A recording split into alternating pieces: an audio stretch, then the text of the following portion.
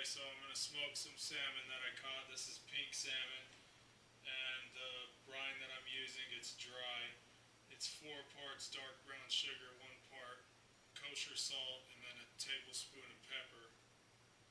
But since this is smaller pieces of meat, I cut the salt ratio down in half so that it won't be as salty. And basically all you do is cut off all your bones off your fillets, take out your pin bones and everything, and then you could either stick these in a glass dish and cover them in the brine on both sides of the fish, but I'm going to use a 2-gallon bag, and that's what I'm going to put it in, and it'll draw out a lot of the moisture and get your meat ready for smoking. Okay, so now I'm just finishing up coating these with the dry brine that I made. And if you need more, you could just make it as you need it. So yeah, you just cover it all up with the brine like that. Throw your next piece on top.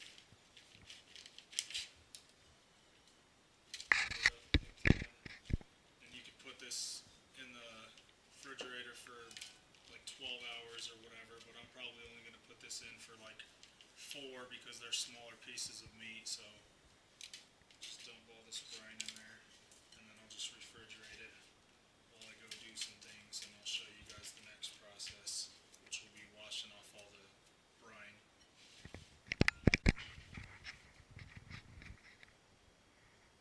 And as you can see right there, it's already drawn out the moisture. It looks something like soy sauce or something as it draws the moisture out, but there will be a lot of that left whenever I pull it out of the fridge.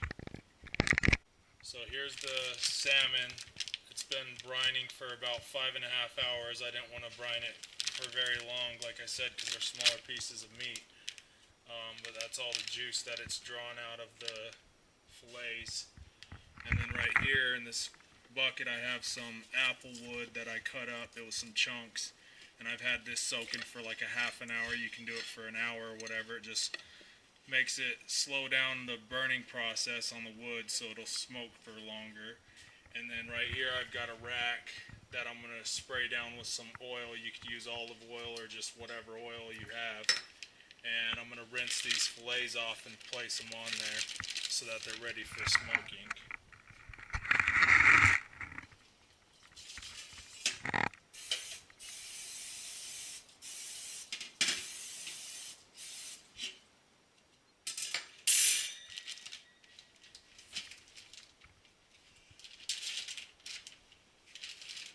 So as you can see, the meat's toughened up a little bit because of the moisture being drawn from it.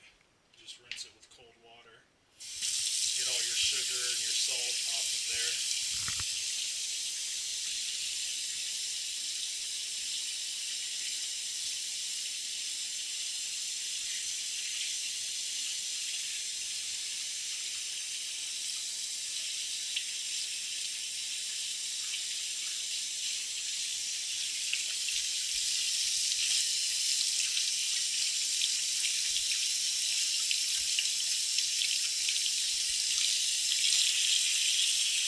And to dry it, I'll just use some napkins.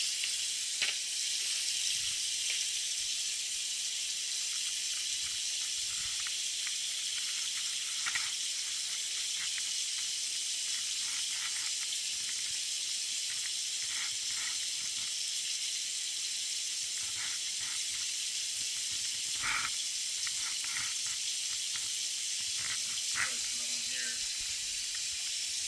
And you'll let that sit for half an hour or so until it gets it'll get a little sticky as it dries.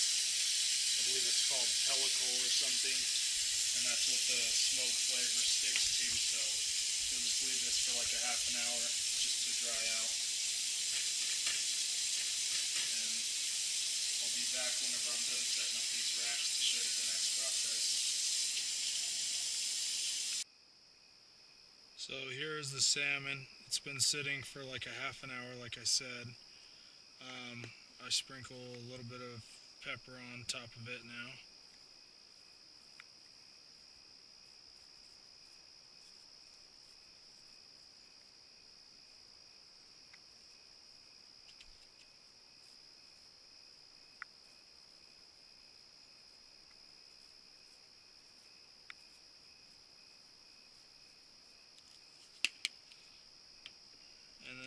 ahead and slide it into the smoker over here.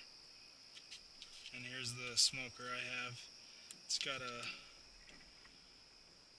bowl for water so that your meat doesn't dry out, and then here's the pan for your wood. I've already put that in there so it starts heating up so it'll smoke soon. You'll want to cook between 200 and 225 degrees for about an hour. Your internal temperature on your salmon should be 140 degrees in the thickest part. I like to smoke mine longer than that because I like the meat to be a little more like jerky texture, a little tougher. So I'll probably cook this for a couple hours or so. But it's, whatever you prefer. So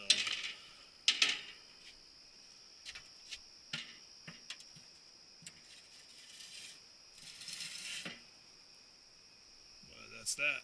Just leave it for a couple hours. So here is the salmon. I'm sure it's done, but I'll go ahead and check the temperature anyway. Let's see.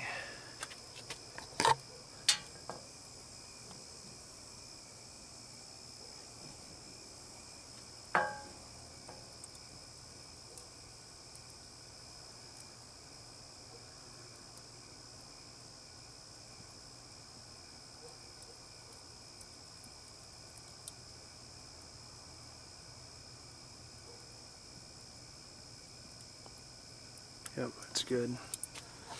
So,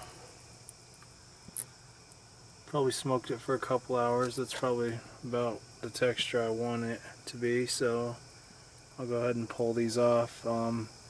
Also, if you're smoking yours longer, you may need to refill the wood down there.